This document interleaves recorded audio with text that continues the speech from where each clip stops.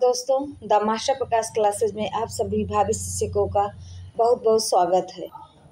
जैसा कि आप लोग देख रहे हैं कि इस समय आपका प्रश्नोत्तरी श्रृंखला चल रही है, जिसमें आपका 125 क्वेश्चन सॉल्व करवाया जाता है।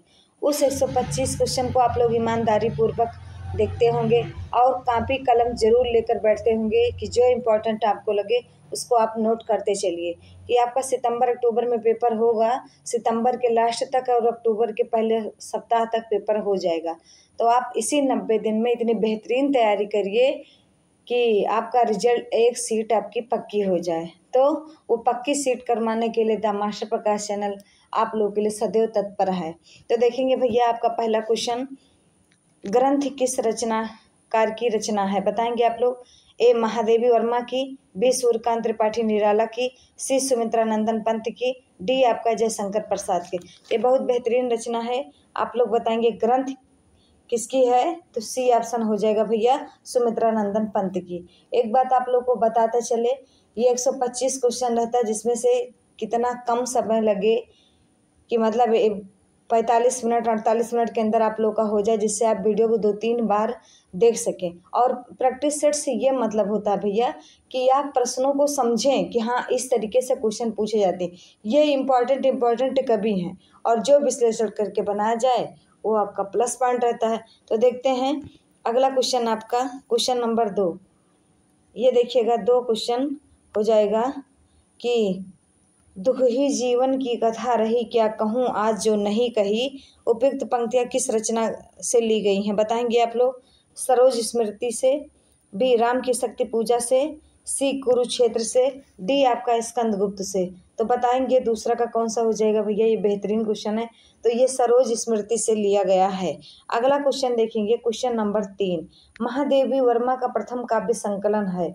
बताएंगे भैया। दीप शिखा है, बी यामा है, सी आपका निहार है, डी आपका रश्मि है। तो 3 का कौन सा हो जाएगा आप लोग बताएंगे। 3 का सी हो जाएगा भैया, आपका निहार है, जो महादेवी वर्मा का प्रथम काव्य संकलन है। वीडियो अच्छी लगे तो उसको शेयर भी करिएगा, बहुत लोगों तक पहुंचाइए। आप लोग अपने दोस्तों को शेयर करिए, स्टेटस लगाइए, ताकि द मास्टर प्रकाश चैनल और आगे बढ़ चुके, आपका परिवार और बड़ा हो सके। क्वेश्चन नंबर 4 देखेंगे भैया। बादल राग के रचयिता हैं, बहुत बेहतरीन सुंदर रचना है ये। ए जयशंकर प्रसाद जी, बी सुमित्रा नंदन पंत, सी सूर्यकांत त्रिपाठी निराला, डी आपका महादेवी वर्मा। तो बताएंगे 4 का क्या हो जाएगा भैया। तो बादल राग के रचयिता आपके कौन है भैया? सूर्यकांत त्रिपाठी निराला जी हैं। अगला क्वेश्चन देखेंगे, क्वेश्चन नंबर 5। आकाश गंगा काव्य संग्रह है, बताना किसकी काव्य संग्रह है? बालकृष्ण सरबनबीन की, बी आपका भगवती चरण वर्मा का, सी आपका राम कुमार वर्मा का, डी आपका उदय शंकर भट्ट का। तो बताएंगे 5 का कौन सा हो जाएगा भैया। तो आकाश गंगा काव्य संग्रह जो है आपका राम कुमार वर्मा का है। अगला क्वेश्चन देखेंगे, क्वेश्चन नंबर 6। छायावादी युग का प्रवर्तक किसे कहा जाता है? ए जयशंकर प्रसाद को, बी सुमित्रा नंदन पंत को, सी महादेवी वर्मा को, डी सूर्यकांत त्रिपाठी निराला को। तो छायावादी युग का प्रवर्तक किसे कहा जाता है बताएंगे आप लोग। तो 6वें का ये हो जाएगा आपका, जयशंकर प्रसाद को कहा जाता है। अगला क्वेश्चन देखेंगे भैया, क्वेश्चन नंबर 7 है आपका। अंधा युग किसकी रचना है? ये इतने स्पीड से बताया जा रहा है भैया कि कम समय में आपका बहुत कुछ हो जाए। आप लोग बढ़िया एक कापी कलम लीजिए, उसमें महादेवी वर्मा का आया तो महादेवी वर्मा लिख लीजिए, उनकी जितनी रचनाएं हैं, उनको जितना पुरस्कार मिला, बस सब बेहतरीन नोट कर डालिए। इससे बाहर आपका कुछ होने आने वाला नहीं है। अंधा युग किसकी रचना है? राजेंद्र प्रसाद की, बी धर्मवीर भारती की, सी यशपाल की, डी सच्चिदानंद हीरानंदन वात्स्यायन की है। कई बार तो इनका वात्स्यायन का फुल फॉर्म नाम भी पूछ लेता है। तो 7वें का कौन सा हो जाएगा भैया? बी हो जाएगा। अंधा युग किसकी रचना है? तो आपका धर्मवीर भारती की है। अगला क्वेश्चन देखेंगे, क्वेश्चन नंबर 8। भारत दुर्दशा भारतेंदु की किस भावना का आदर्श उदाहरण है?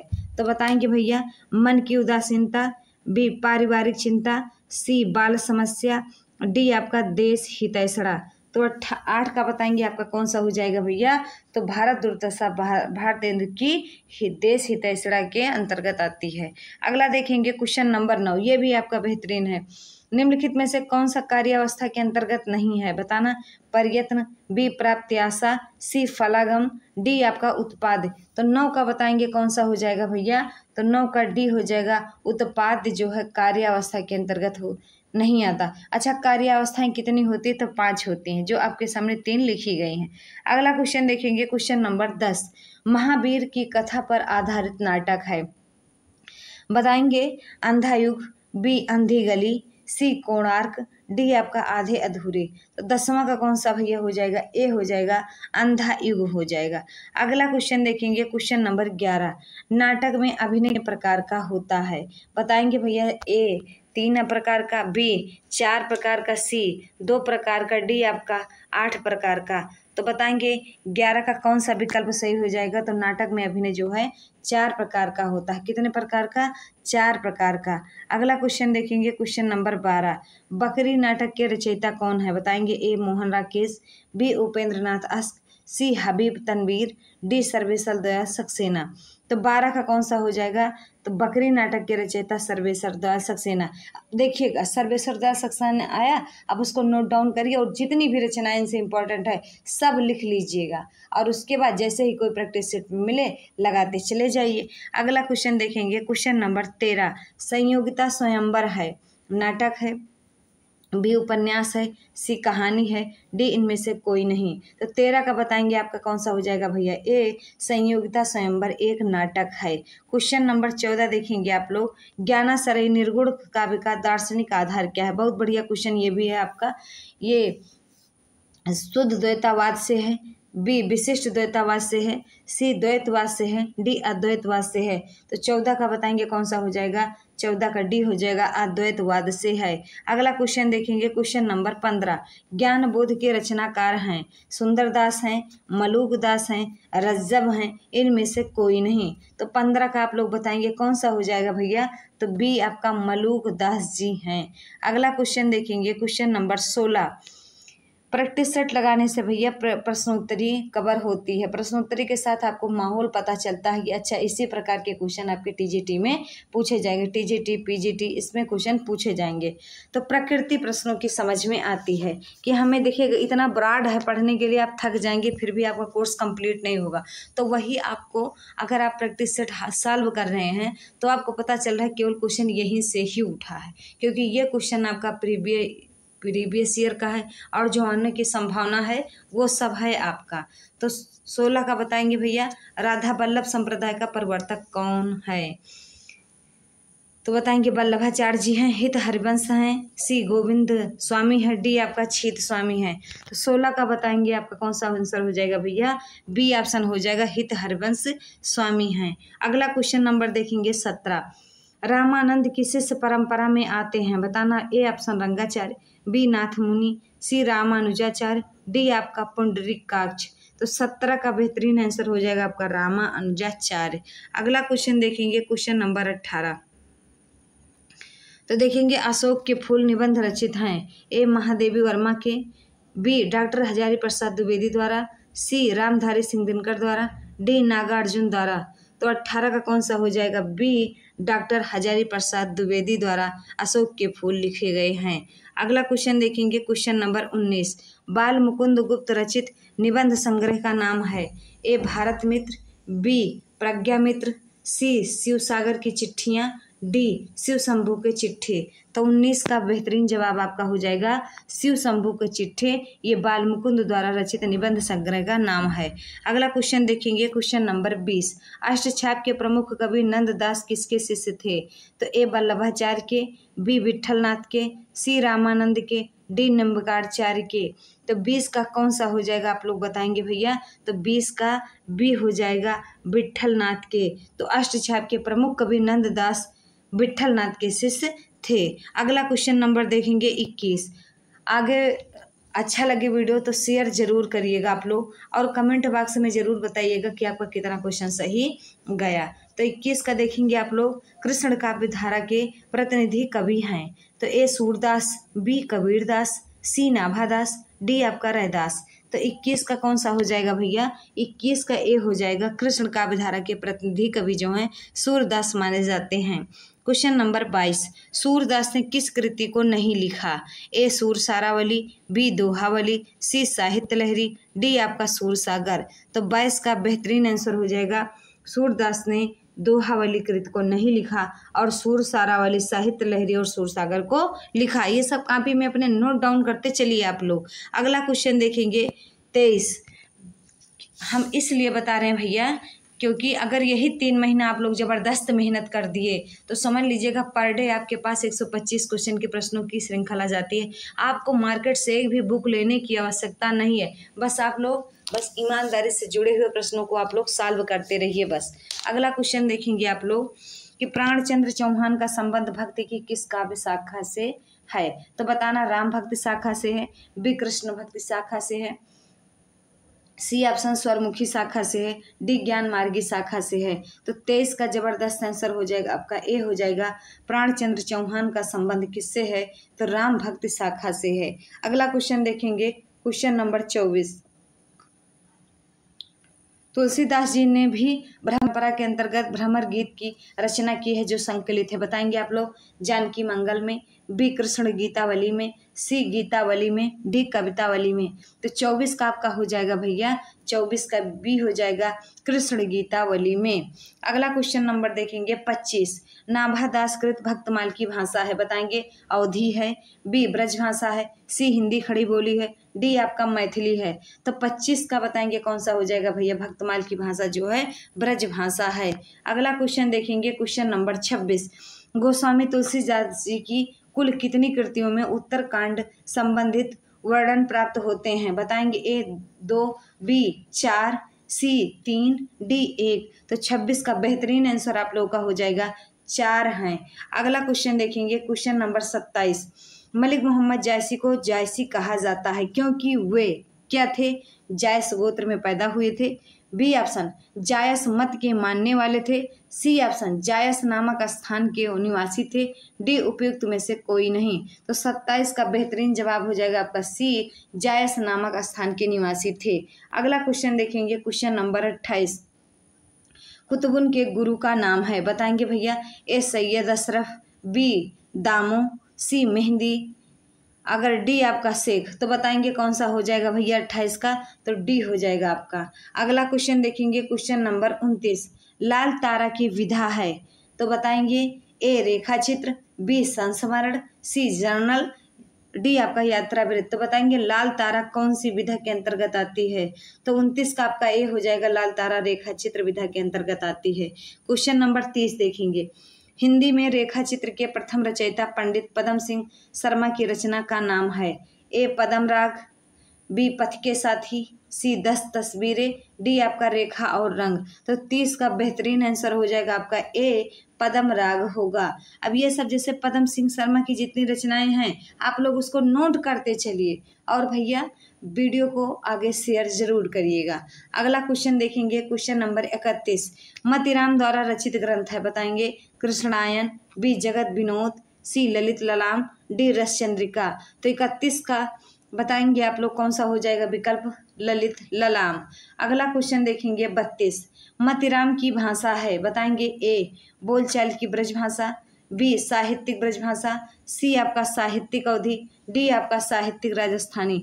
तो 32 का बेहतरीन आंसर आपका हो जाएगा मतीराम की भाषा है बी साहित्यिक ब्रज भाषा। अगला क्वेश्चन देखेंगे क्वेश्चन नंबर 33।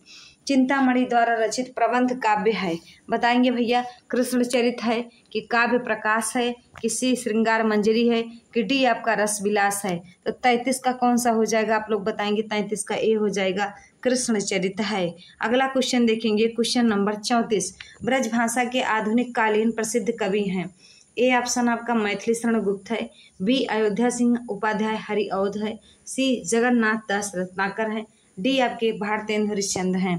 तो 34 का बताएंगे आप लोग सी हो जाएगा जगन्नाथ दास रत्नाकर हैं। Question number 35। रीतकाल की रिद्ध सिद्धि काव्य धारा के कवि हैं। केशव, बी देव, सी भूषण, डी आपका बिहारी। तो 35 का बेहतरीन जवाब हो जाएगा रीत सिद्धि काव्य धारा के कवि बिहारी जी हैं। अगला क्वेश्चन देखेंगे 36। भूषण रीत काल की किस काव्य धारा के कवि हैं? ए रीतबद्ध काव्य धारा के, बी रीत मुक्त काव्य धारा के, सी रीत सिद्ध काव्य धारा के, डी आश्रयवादी काव्य धारा के। तो 36 का बताएंगे भैया आपका कौन सा विकल्प सही हो जाएगा? ए रीतबद्ध काव्य धारा के। अगला क्वेश्चन देखेंगे 37, हिंदी प्रदीप के यशस्वी संपादक का नाम बताएंगे।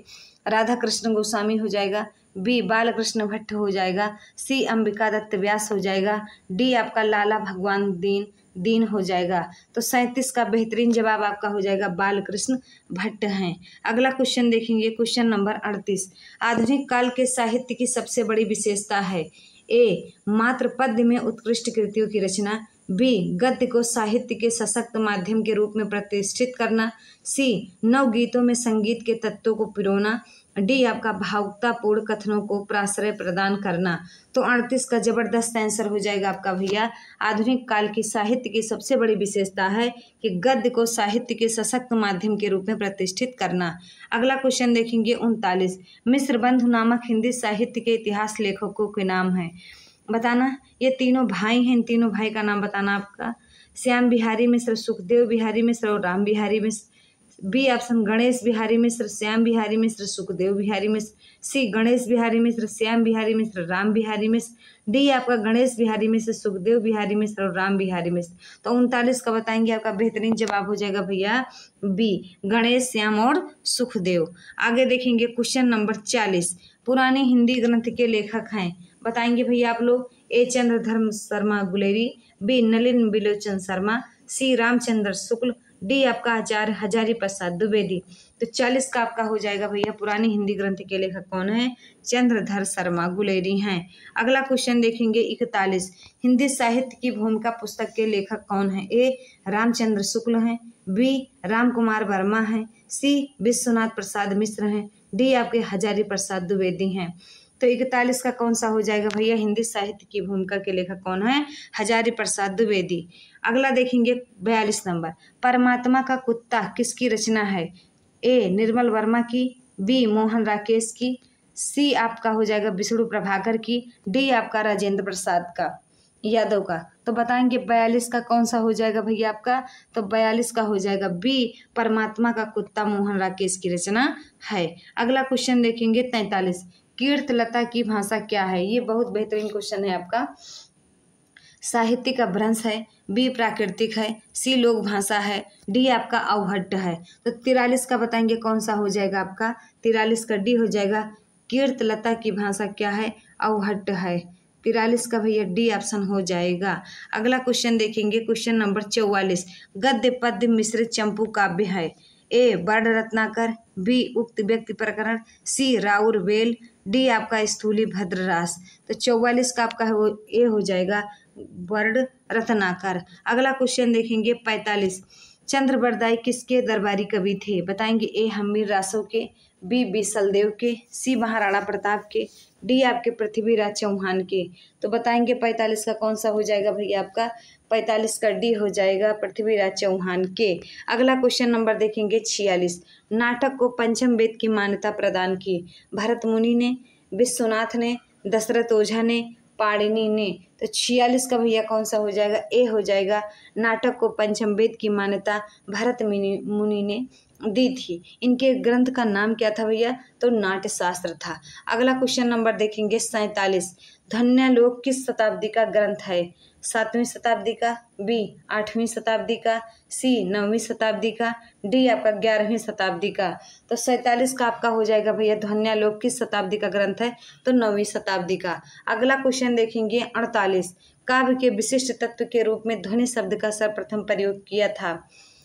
ए भामा ने, बी दंडी ने, सी आनंदवर्धन ने, डी आपका कुंतक ने।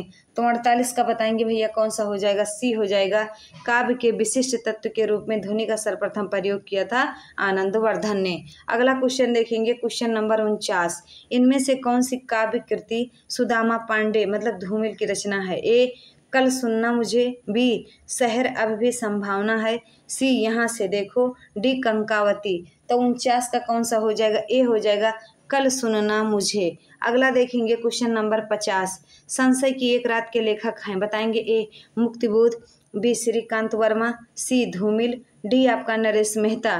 तो 50 का कौन सा हो जाएगा भैया? तो डी हो जाएगा। संशय की एक रात के लेखक कौन है? नरेश मेहता जी हैं। 51 नंबर देखेंगे भैया, इनमें से कौन साय में धूप काव्य कृति के रचयिता हैं? तो बताएंगे आप। ए रघुवीर सहाय, बी दुष्यंत कुमार, सी नरेश मेहता, डी आपके धर्मवीर हैं। तो 51 का बताएंगे आप लोग कौन सा हो जाएगा भैया? बी हो जाएगा। साय में धूप जो है दुष्यंत कुमार हैं। अगला देखेंगे भैया, ये क्वेश्चन बहुत बेहतरीन है। कितनी नावों में कितनी बार किसकी रचना है?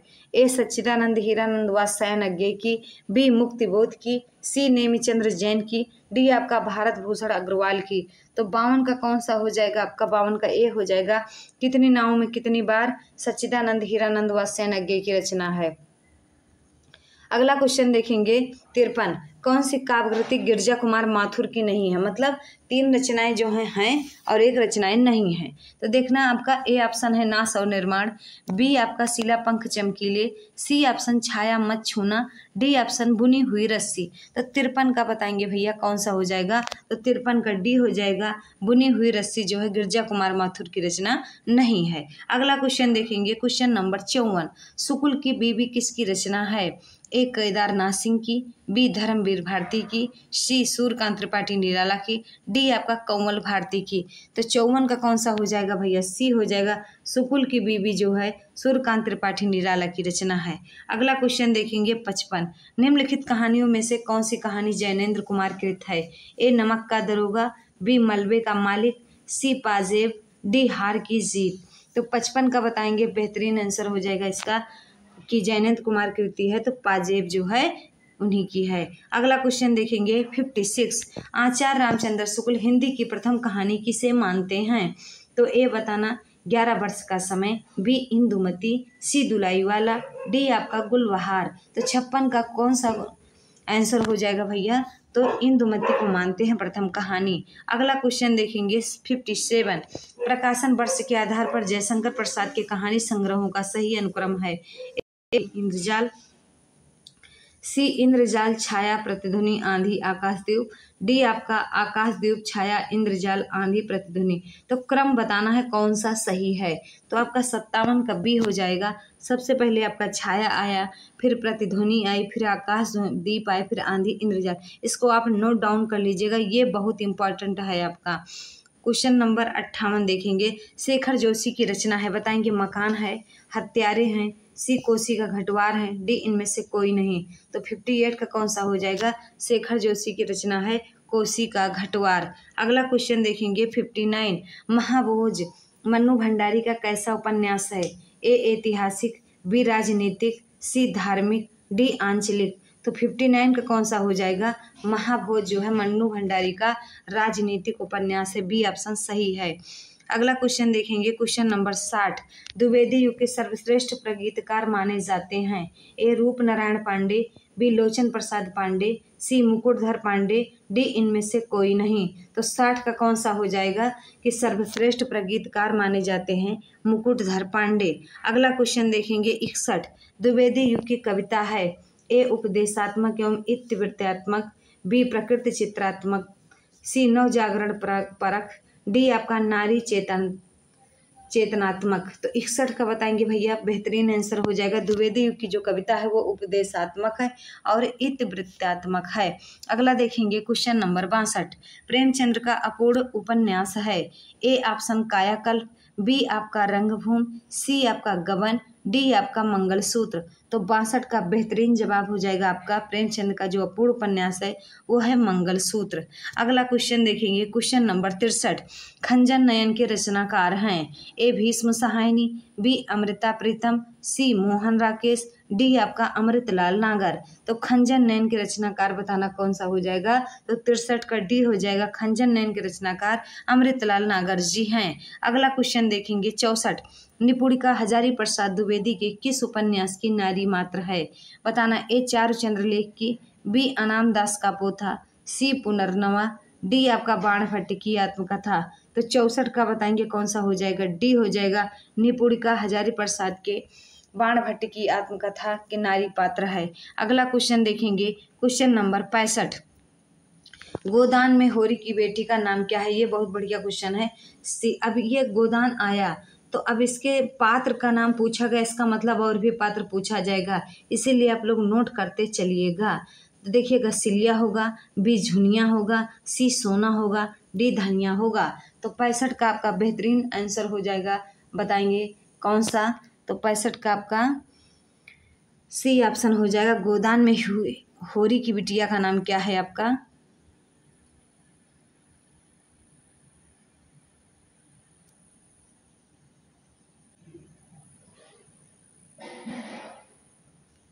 छाछठ क्वेश्चन नंबर देखेंगे, बेताल पच्चीसी उपन्यास के लेखक कौन हैं? ए प्रेमचंद्र, बी अखिलेश श्रीवास्तव, सी बेताल भट्ट और डी आपका आशापूर्णा देवी। तो 66 का बताएंगे कौन सा हो जाएगा भैया? तो 66 का आपका हो जाएगा सी हो जाएगा, बेताल पच्चीसी बेताल भट्ट लेखक हैं। अगला क्वेश्चन देखेंगे, क्वेश्चन नंबर 67। आवारा मसीहा किसकी जीवनी पर आधारित उपन्यास है? तो बताना भैया, प्रेमचंद्र के जीवन पर, बी ऑप्शन बंकिम चंद्र चटर्जी के, सी शरद चंद्र के, डी आपका रविंद्रनाथ ठाकुर के। तो बताएंगे कौन सा हो जाएगा आपका 67 का? तो 67 का आपका हो जाएगा भैया सी हो जाएगा, आवारा मसीहा जो है शरद चंद्र के जीवन पर आधारित है। क्वेश्चन नंबर 68 देखेंगे, गोबर प्रेमचंद्र के किस उपन्यास का पात्र है? प्रेमाश्रम, बी गबन, सी गोदान, डी निर्मला। तो 68 का कौन सा हो जाएगा? सी हो जाएगा, गोबर प्रेमचंद्र के गोदान उपन्यास का पात्र है। अगला क्वेश्चन देखेंगे, 69। कुल्ली भट्ट उपन्यास है, ए प्रेमचंद्र का, बी सूर्यकांत त्रिपाठी निराला का, सी भगवती चरण वर्मा का, डी आपका जैनेन्द्र का। तो 69 का आपका कौन सा हो जाएगा भैया? कुल्ली भाट जो है सूर्यकांत त्रिपाठी निराला का उपन्यास है। अगला क्वेश्चन देखेंगे, 70। सरकटी लाश उपन्यास के लेखक हैं, ए बाबू देवकीनाथ खत्री, बी गोपाल राम गहमरी, सी लज्जा राम मेहता, डी इनमें से कोई नहीं। तो 70 का आपका क्वेश्चन हो जाएगा बी, सरकटी लाश जो है गोपाल राम गहमरी की है। अगला क्वेश्चन देखेंगे, हमारी यात्रा के यात्रा वृत्तकार हैं, ए भगवान दास शर्मा, बी कल्याण चंद्र, सी लोचन प्रसाद पांडे, डी आपका यशपाल जैन। तो 71 का कौन सा हो जाएगा? सी हो जाएगा, हमारी यात्रा के कौन है? लोचन प्रसाद पांडे। अगला क्वेश्चन देखेंगे, 72। महादेवी वर्मा ने गौरा संस्मरण किस पर लिखा है? ए गिरहरी पर, बी गाय पर, सी हिरनी पर, डी कुतिया पर। तो 72 का बेहतरीन आंसर हो जाएगा जो है गौरा संस्मरण गाय पर लिखा है। अगला क्वेश्चन देखेंगे, क्वेश्चन नंबर 73। हिंदी का प्रथम समाचार पत्र 1826 ईस्वी में कहाँ से प्रकाशित हुआ था? ए दिल्ली से, बी बम्बई से, सी कलकत्ता से, डी आपका मद्रास से। तो 73 का आपका हो जाएगा भैया सी, कलकत्ता से। अगला क्वेश्चन देखेंगे, क्वेश्चन नंबर 74। जिस भाषा का अनुवाद किया जाता है उसे क्या कहते हैं? तो बताना, स्रोत भाषा कहते हैं, बी लक्ष्य भाषा कहते हैं, सी मानक भाषा कहते हैं, डी आपका मध्यम भाषा कहते हैं। तो 74 का आपका कौन सा हो जाएगा भैया बताएंगे? तो 74 का ए हो जाएगा, जिस भाषा का अनुवाद किया जाता है उसे स्रोत भाषा कहते हैं। अगला क्वेश्चन देखेंगे, क्वेश्चन नंबर 75। हिंदी को भारत की राजभाषा कब बनाया गया? ए 15 अगस्त 1947 को, बी 30 जनवरी 1948 को, सी 14 सितंबर 1949 को, डी आपका 26 जनवरी 1950 को। तो 75 का बताएंगे, सी ऑप्शन सही हो जाएगा, 14 सितंबर 1949 को। अगला क्वेश्चन देखेंगे, 76। ब्रज भाषा हिंदी की किस उपभाषा के अंतर्गत आती है? ए पहाड़ी हिंदी के, बी पूर्वी हिंदी के, सी पश्चिमी हिंदी के, डी राजस्थानी हिंदी के। तो 76 का आपका कौन सा क्वेश्चन सही हो जाएगा? सी पश्चिमी हिंदी के। अगला क्वेश्चन देखेंगे, 77। पूर्वी हिंदी क्षेत्र में कौन सी बोली नहीं बोली जाती? ए अवधी, बी छत्तीसगढ़ी, सी जयपुरी, डी बघेली। तो 77 का बताएंगे आपका कौन सा हो जाएगा? सी पूर्वी हिंदी क्षेत्र में जयपुरी बोली नहीं बोली जाती। अगला क्वेश्चन देखेंगे, 78। भाषा को बोलते समय होने वाले उतार चढ़ाव को क्या कहते हैं? ए अनुतान कहते हैं, बी संगम कहते हैं, सी अवरोह कहते हैं, डी आरोह कहते हैं। तो 78 का बताएंगे आपका ए ऑप्शन हो जाएगा, अनुतान कहते हैं। अगला क्वेश्चन देखेंगे, 79। प्रत्येक वर्ग का दूसरा और चौथा वर्ग क्या कहलाता है? ये बहुत लाजवाब क्वेश्चन है आपका। तो कौन सा कहलाता है? इसको सब जानते हैं, महाप्राण कहलाता है। अल्पप्राण क्या होता है भैया? यार तो कौन सा बताएंगे? तो प्रत्येक वर्ग का पहला, तीसरा और पंचम वर्ग जो होता है आपका अल्पप्राण होता है। उच्छिष्ट व्यंजन कौन होते हैं? तो आपके ड़ा और ढा जो है उच्छिष्ट व्यंजन होते हैं। अनुनासिक व्यंजन की संख्या कितनी होती है? आप लोग कमेंट बॉक्स में जरूर करिएगा। अगला क्वेश्चन 80, उच्चारण की दृष्टि से संबल ध्वनि का कौन सा वर्गीकरण है? बहुत बेहतरीन क्वेश्चन है ये। संपृक्त ध्वनि, बी युग्मक ध्वनि, सी संयुक्त ध्वनि, डी आपका द्वित्व ध्वनि। तो 80 का कौन सा हो जाएगा भैया? आपका 80 का ये हो जाएगा।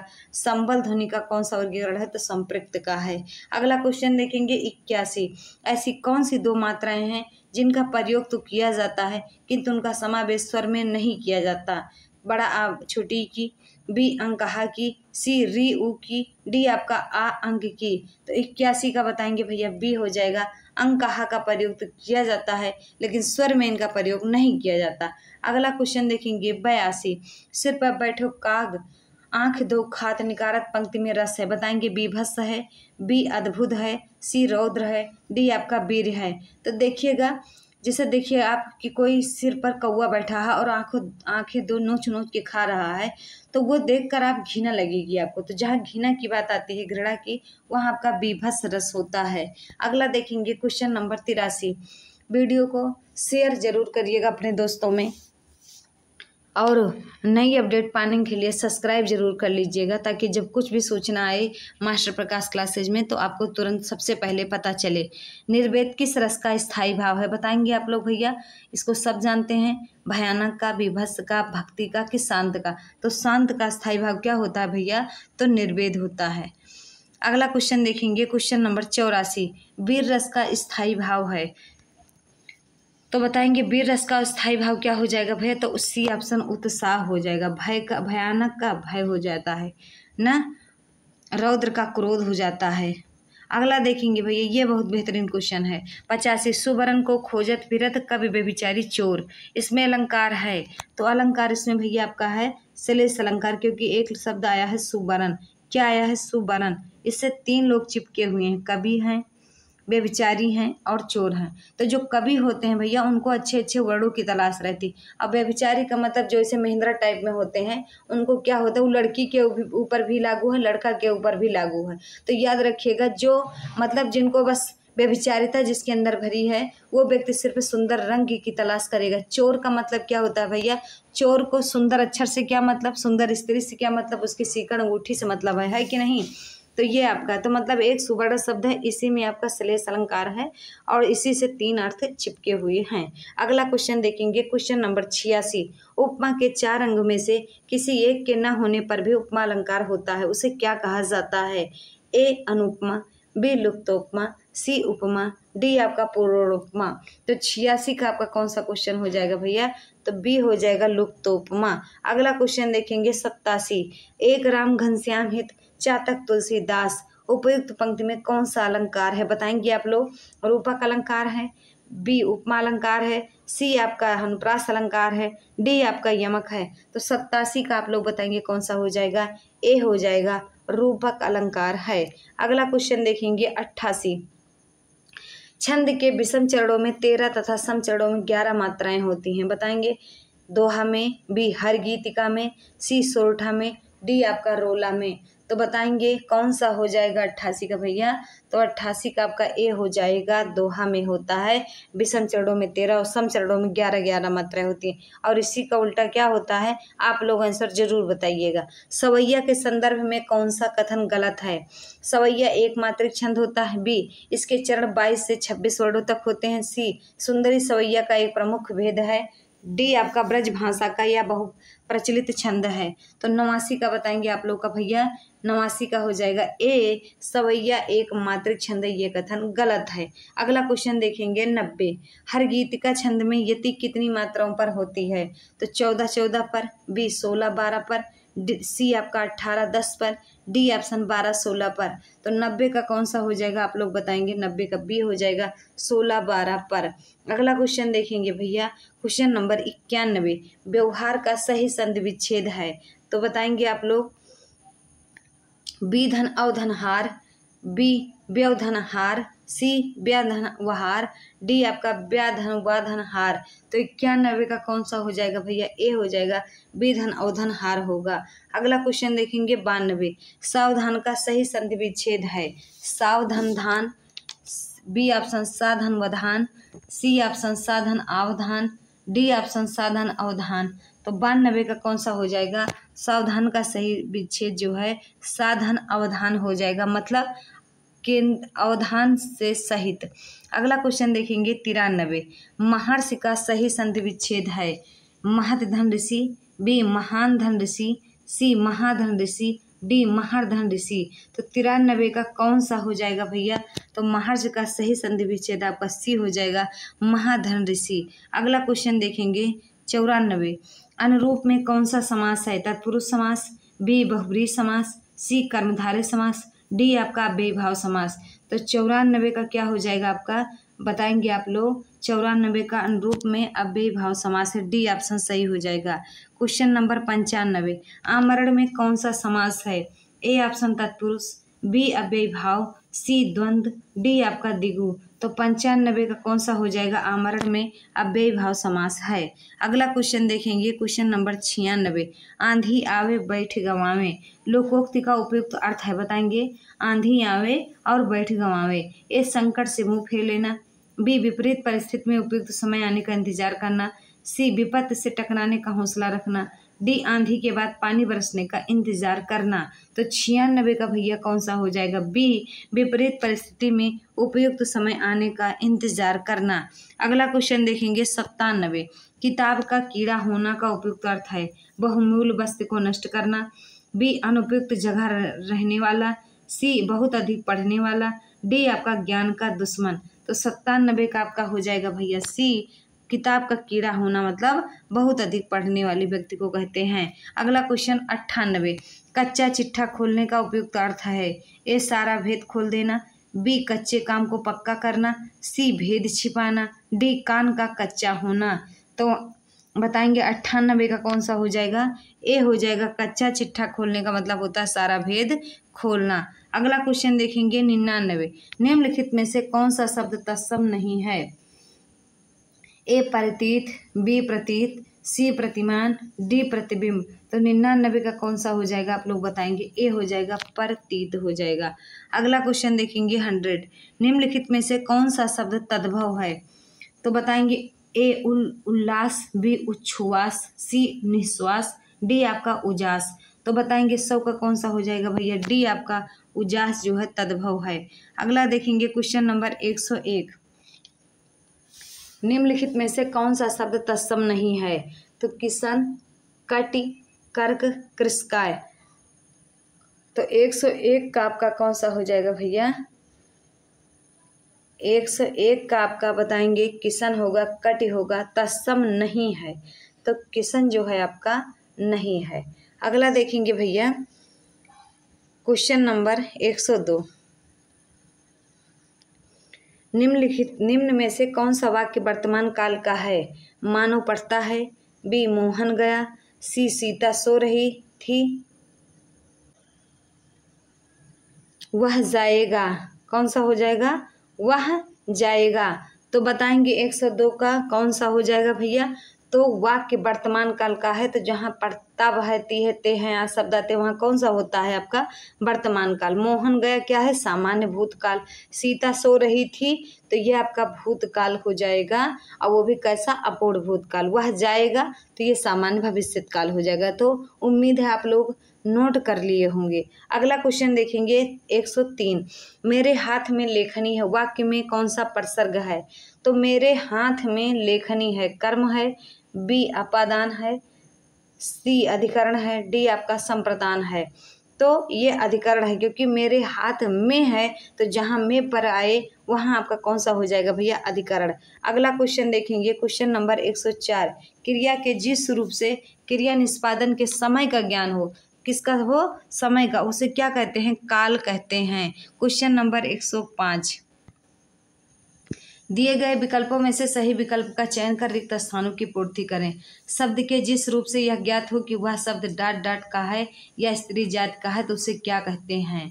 क्रिया के उस रूप से वह शब्द सब ज्ञात हो कि यह स्त्री जाति का है तो उसे क्या कहेंगे? मानव जाति या जात। बी संज्ञा तथा सर्वनाम। बी पुरुष जाति तथा लिंग, पुरुष या अन्य पुरुष। तो क्या हो जाएगा भैया?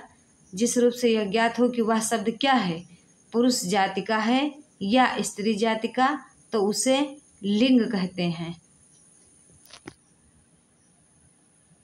तो उसे पुरुष या अन्य पुरुष कहते हैं। अगला क्वेश्चन देखेंगे, क्वेश्चन नंबर 106। दिए गए विकल्पों में से कौन सा स्त्रीलिंग नहीं है? मतलब 3 आपका पुल्लिंग है, 3 आपका स्त्रीलिंग है, 1 आपका पुल्लिंग है। तो अनानास, चिल्का झील, सी आपका सब्जी, डी आपका बुंदेली। तो बताएंगे भैया आपका कौन सा हो जाएगा? अनानास खाया जाता है, चिल्का झील सब्जी। तो बताना कौन सा हो जाएगा भैया? ए ऑप्शन हो जाएगा आपका अनानास। 107 देखेंगे, टिड्डी शब्द का बहुवचन है क्या है? टिड्डी गण, टिड्डी वर्ग, टिड्डी दल, टिड्डी जन। तो आपका 107 का सी हो जाएगा, टिड्डी दल हो जाएगा। अगला क्वेश्चन देखेंगे 108। कौन सा भैया? 108 देखेंगे, जो काम करना कठिन हो उसे क्या कहते हैं? तो ये बहुत सरल है, दुष्कर कहते हैं। 109 देखेंगे, निम्नलिखित में से कौन सा उपसर्ग रहित है? संयोग, बी विदेश, सी अत्यधिक, डी सुरेश। तो 109 का आपका हो जाएगा भैया कि उपसर्ग रहित है, समझ रहे हैं? तो बी उपसर्ग, सुरेश जो है इसमें कोई उपसर्ग नहीं है। अगला 110 देखेंगे, कौन सी विपरीत शब्दों की उचित जोड़ी नहीं है? ए आज्ञ विज्ञ, बी अपाच्य कुपाच्य, अपाचिका कुपाच्य, डी बर्बर का सभ्य, सी कृष्ण का शुक्ल का कृष्ण हो जाएगा। तो आपका उपयुक्त जोड़ी जो है बी नहीं है, अपाच्य का कुपाच्य नहीं होगा, सुपाच्य होगा। अगला क्वेश्चन देखेंगे 111, ध्वंस शब्द का विलोम शब्द क्या है? स्तुत्य, बी प्राकृतिक, सी निर्माण, डी आपका विध्वंस। तो 111 का कौन सा हो जाएगा भैया? ध्वंस का निर्माण हो जाएगा विलोम। अगला देखेंगे 112, अवगाहन शब्द का समानार्थी शब्द दिए गए विकल्पों में से कौन सा है? ए स्वागत करना, बी जाना, सी आसन, डी आपका छानबीन। तो 112 का कौन सा हो जाएगा भैया? डी छानबीन। अगला क्वेश्चन देखेंगे, क्वेश्चन नंबर 113, निम्नलिखित शब्द युग्म के सही अर्थभेद को छांटिए। गुड़ है और एक गुड़ है, तो बताना भैया। गन्ने का रस, अंगूर का रस, बी श्रेष्ठा महानता, सी एक मधुर खाद्य और निजी विशेषता, डी दिव्यता उपलब्धता। तो 113 का बताएंगे भैया कौन सा हो जाएगा? सी एक मधुर खाद्य और निजी विशेषता। अगला क्वेश्चन देखेंगे 114, बालकौ गच्छता का हिंदी में अनुवाद बताएंगे। बालक जाते हैं, बी कई बालक जाते हैं, सी कुछ बालक जाते हैं, डी आपका 2 बालक जाते हैं। तो 114 का कौन सा हो जाएगा? डी 2 बालक जाते हैं। अगला क्वेश्चन देखेंगे 115, 2 छात्र पढ़ते हैं का संस्कृत में अनुवाद है छात्रों पठता, बी छात्राः पठेत, सी छात्राः पठन्ति, डी छात्रों पठन्ति। तो 115 का भैया ए हो जाएगा छात्रों पठता। अगला क्वेश्चन देखेंगे 116, निम्न में से कौन सी कृति दंडी द्वारा रचित है? तो दंडी द्वारा रचित कौन सा है? 10 कुमार चरितम है। अगला देखेंगे भैया क्वेश्चन नंबर 117, भानुदय का सही संधि विच्छेद होगा। भानुधन उदय, बी भानुधन उदय, सी भानुधन उदय, डी ऑप्शन भानुधन उदय। तो 117 का बताएंगे ए हो जाएगा भानुधन उदय। अगला क्वेश्चन देखेंगे क्वेश्चन नंबर 118, श्रुड़ोत यहाँ श्रु धातु है, ए भवादि गढ़स्थ है, बी क्रयादि गढ़स्थ है, सी स्वादि गढ़स्थ है, डी आपका तनादि गढ़स्थ है। तो 118 का भैया ए हो जाएगा श्रुड़ोत जो है भवादि गढ़स्थ है, मतलब भू आदि गण का है। क्वेश्चन नंबर 119 देखेंगे, संस्कृत साहित्य में उपमा प्रसिद्ध है भारत की, माघ की, दंडी की, कालिदास की। तो बताएंगे भैया उपमा के लिए कौन प्रसिद्ध है? आपके कालिदास। माघ तीनों गुण के लिए प्रसिद्ध है, दंडी पद लालित्य के लिए प्रसिद्ध है, भारत जी किसके हैं भैया? तो अर्थ गौरव के लिए प्रसिद्ध है। अगला देखेंगे 120, धेनु शब्द का चतुर्थी एक वचन में रूप होगा। धेनवे, बी धेनवे, सी धेनुवे, डी ऑप्शन ए तथा बी। तो 120 का बताएंगे जबरदस्त आंसर हो जाएगा ए तथा बी हो जाएगा। अगला देखेंगे क्वेश्चन नंबर 121, इदम शब्द का ई में रूप नहीं होगा। तो बताएंगे कौन सा नहीं होगा? पुल्लिंग प्रथमा बहुवचन में, स्त्रीलिंग प्रथमा द्वितीय द्विवचन में, सी नपुंसक लिंग प्रथमा द्वितीय द्विवचन में, डी पुल्लिंग द्वितीय बहुवचन में। तो 121 का कौन सा हो जाएगा भैया? तो बताएंगे डी हो जाएगा पुल्लिंग द्वितीय बहुवचन में। अगला क्वेश्चन देखेंगे 22, 122। वसुधैव का विग्रह होगा वसुधन धन यु गुण संधि, बी वसुधन एव वृद्धि संधि, सी वसुधन दैव सामान्य रूप, डी वसुधन एव सामान्य संधि। तो 122 का बेहतरीन आंसर बी हो जाएगा वसुधन एव आपका वृद्धि संधि हो जाएगा। अगला क्वेश्चन देखेंगे 123। नृत्यति धातु है भ्वादिगण की, बी दिवादिगण की, सी क्रयादिगण की, डी आपका चुरादिगण की। तो 123 का जबरदस्त आंसर हो जाएगा जो नृत्य धातु है वो दिवादिगण की है। अगला देखेंगे 124। आ समुद्रम में समास है बताना। अव्ययी भाव समास है, बी द्वंद्व समास है, सी तत्पुरुष समास है, डी आपका द्विगु समास है। तो 124 का आपका हो जाएगा ए अव्ययी भाव समास है, ए ऑप्शन।